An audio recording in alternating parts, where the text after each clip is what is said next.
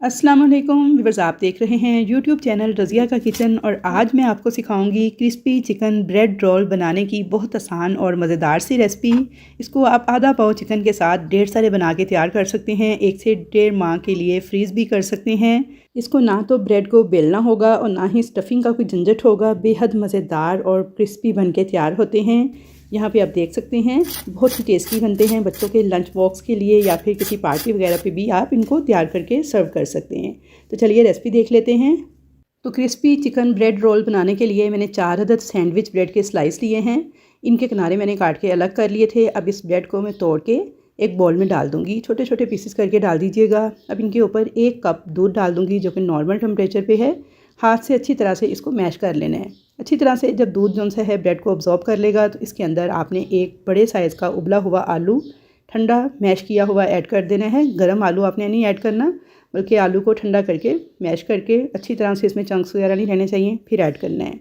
अब इसके अंदर डाल देंगे जी स्वीट कॉर्नस आधा कप, शिमला मिर्च बारीक चॉप की हुई 1/4 कप, हरा धनिया आधा कप बारीक काट के डाल दीजिएगा। चिकन जो कि मैंने बॉईल करने के बाद श्रेड कर लिया था, आधा पाव चिकन है ये। अगर कप्स के साथ देखें तो 1 कप के बराबर था। थोड़ा सा नमक डाल के बॉईल करके इसको श्रेड कर लिया था। अब इसमें 1 टीस्पून लाल मिर्च पाउडर डाल दूँगी, 1 टीस्पून लहसुन का पाउडर ऐड कर दूँगी, 1 टीस्पून चिकन पाउडर और 1 टीस्पून काली मिर्च पाउडर, नमक 1 टीस्पून, कॉर्नफ्लोर डाल दूँगी 2 टेबल स्पून, ओरिगेनो लीव्स हैं 1 टीस्पून। ये देख लें, ये वाले हैं। सबको अच्छी तरह से आपने हाथों से मिक्स करके ये जान कर लेना है कि ये एक बैटर की शक्ल में आ जाए। अगर आपको लगे कि ये थोड़ा सा नरम है या पतला है तो आप इसमें एक ब्रेड का स्लाइस जो है तोड़ के मज़ीद ऐड कर सकते हैं।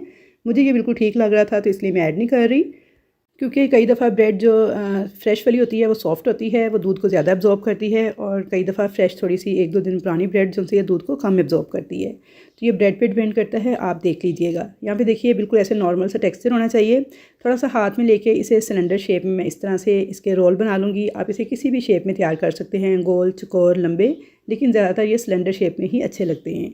यहाँ पे देखिए जी हाथ में थोड़ा थोड़ा मटेरियल मैंने ऑयल लगाया है हाथों को, और थोड़ा थोड़ा मटेरियल लेके मैंने इस तरह से सिलेंडर शेप में ये ब्रेड रोल तैयार कर लिए थे। और इतने मटेरियल से तकरीबन ये 22 से 23 ब्रेड रोल बन के तैयार हो जाते हैं। ये बहुत बजट फ्रेंडली रेसिपी है। आप बच्चों को लंच बॉक्स में या फिर किसी बर्थडे पार्टी वगैरह पे भी सर्व कर सकते हैं। तो यहाँ पे देखिए जी सारे के सारे ब्रेड रोल जो हैं ये मेरे बन के तैयार हैं। और अब हमने इसकी कोटिंग करनी है। तो कोटिंग के लिए यहाँ पे 2 अदद अंडे मैंने लिए हैं फेंट कर, ब्रेड क्रम्स लिए हैं और एक बॉल में मैदा लिया है।